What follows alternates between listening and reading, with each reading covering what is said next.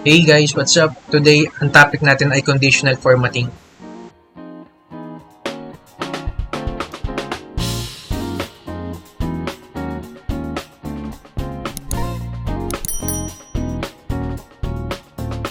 So yung example natin yan, meron tayong 20 students. Kasi ito yung mga grades nila. So first, punta ka sa home. Tapos punta ka sa conditional formatting. And so under no conditional formatting, merong highlight cells, top, bottom, data bars. Yan. Isa-isay natin yan. So dito muna tayo sa highlight cell rules. So under highlight cell rules, merong greater than, less than, between, equal to. So mag-start muna tayo sa greater than. Bawa yung number mo dito is format cells that are greater than 2.75. I-red mo daw siya. So 3 tsaka 4 yung na-highlight. Kung less than naman, halimbawa less than 3, i-yellow mo siya. Less than 3, 2.75, 2.5. Between naman, so 1, 2, 5, and bawang ganyan, tsaka 1.75. Custom na.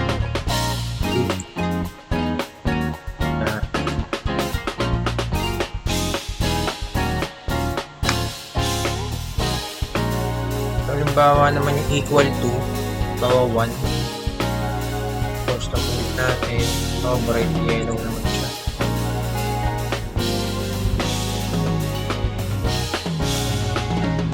So, yan yung function ng conditional formatting. So, punta naman tayo sa text that contains. May ginawa akong formula dito, yung VLOOKUP na tool, which is na-discuss ko dun sa first video ko, tapos ito yung mapping niya. So, pag 1, cum laude, pag 1, 2, 5 to 1.75, honorable mention, 2.75 pwede na. 3 to 4, try again. Sample tayo dito. Text that contains. Bawa yung try again. Try again. I-red mo daw siya. Yung honorable mention.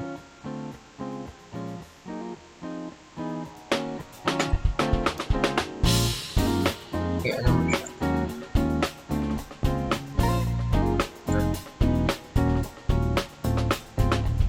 That contains yung pwede na yellow mo siya. So, natitira na lang itong cum laude. Dito tayo. And text that contains cum laude.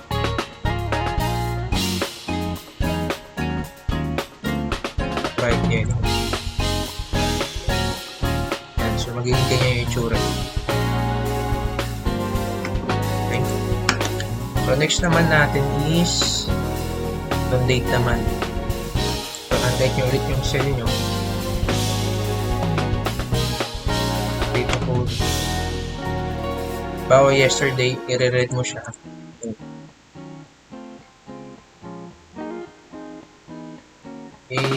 Bawa naman today, yellow mo siya.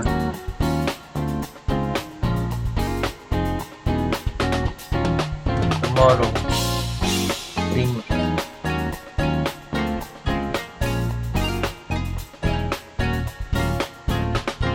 Itong in the last 7 days tsaka last week, hindi pwede kasi yung nag-umpisa tayo sa August 28. So, bawa next week.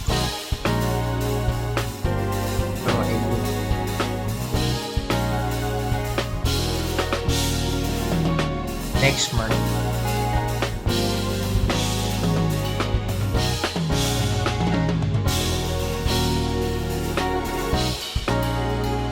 Okay.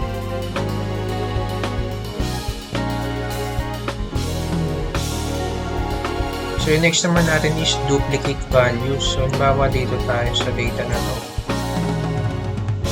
Duplicate values. So, i-red mo lahat na may duplicate values. So, 4, 3.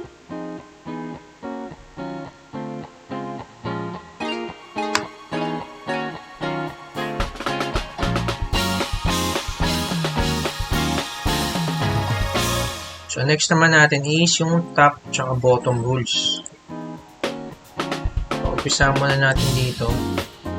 Ang example pala natin dito is baka yung mga traders, tapos ito yung trading gain loss nila.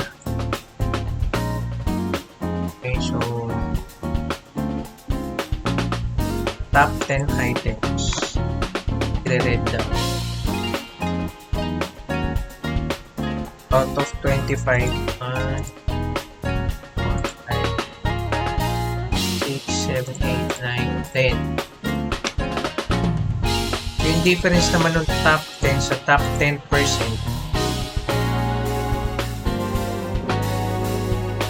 10%, kinuha nyo dun sa total number ng tin-highlight. Yan ang 10%.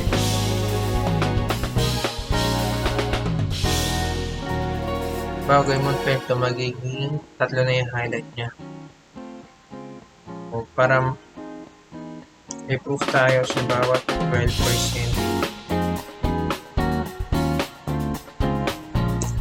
And 3. So tatlo yung hin-highlight. So punta naman tayo sa bottom 10.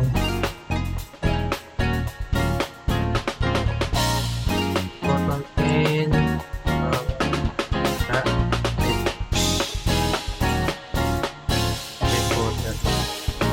Red border yung bottom 10. Bottom 10%, ganun din. Sa bottom 10%, kukunin naman niya yung bottom opposite ng top 10%.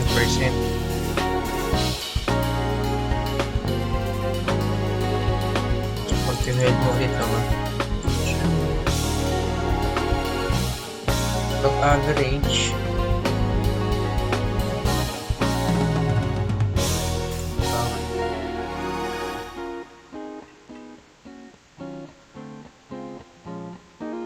so below average naman,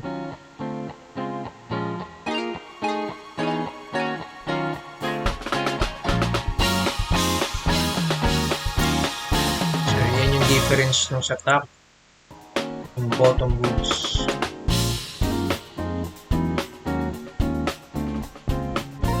So halimbawa naman gusto nyong tanggalin yung nalagay nyo na conditional formatting, so highlight nyo lang conditional formatting, clear rules from selected cells. Yan. Tatanggalin niya lahat. So, dito naman tayo sa data bars. Dito naman sa data bars, lalagyan niya lang yung bar na may color. So, it fill.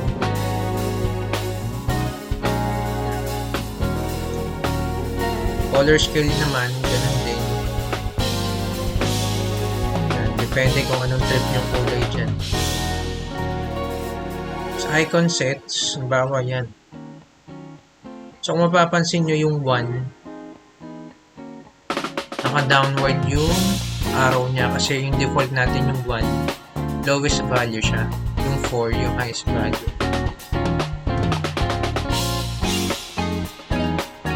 Shapes, indicator, ratings, yun o. Anong highlight yung 1.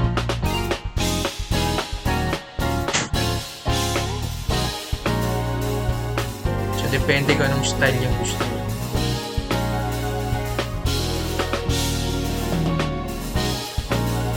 So, yung laman naman itong new rule, hindi nyo in-explain ko kanina. So, format all cells based on their values. Halimbawa, logo is highest.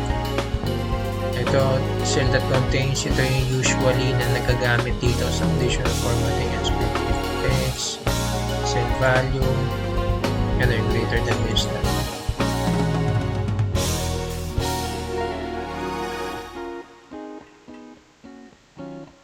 Ganun din yung top tsaka bottom rules. Ito siya.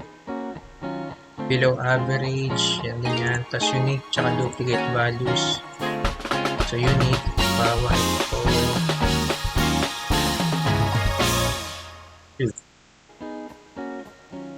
Ito ba yung mga unique dyan? Ito yung mga unique.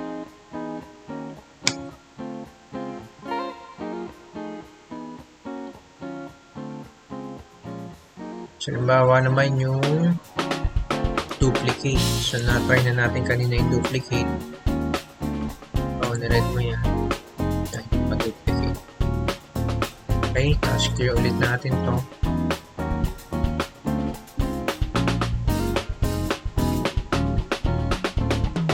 So, halimbawa naman, kanina na-explain ko na yung 1 is yung lowest value niya by default, tas 4 yung highest, diba? Eh, yung grading system, halimbawa nung college ako, yung 1 yung pinakamataas, tas yung 4 yung pinakamababa, or may 5 pa nga. Pero dito sa example natin, 4 lang yung pinakamababa. So, halimbawa dito sa icon set, doon yung pinakita ko kanina. So, kung gusto niyo yung 1 yung pinakamataas, reverse nyo lang. Yan o. So, ulitin ko, new rule, icon sets, tapos halimbawa nakita nyo yung 1 yung pinakamababa, eh dapat yun yung highest. So, reverse icon order nyo. Okay.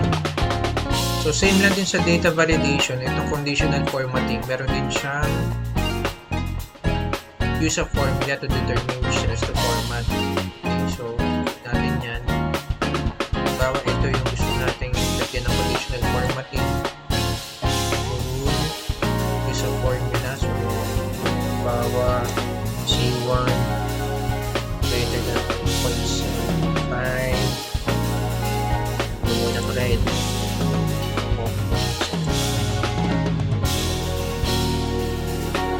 Ganun siya.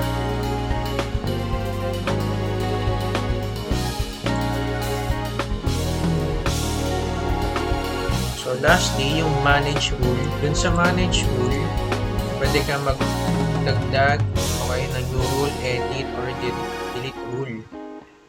So, new rule, bawa unique values tayo. Ito. Apply. So, pwede maging dalawa yung conditional formatting mo sa in-highlight mo ng mga cells. So, yung edit rule naman, highlight mo, ito yung edit. Gawin mo start. Apply. Yan. So, yung delete rule, bawa itong huling ginawa natin, yung unique values. Gusto mo ma-delete, i-retain mo itong may formula. Delete rule. So yun guys, sana natutunan nyo kung paano gamitin itong conditional formatting at mai-apply nyo. Thank you sa mga nag-subscribe, like, comment sa mga previous videos ko. Keep safe and have a great weekend.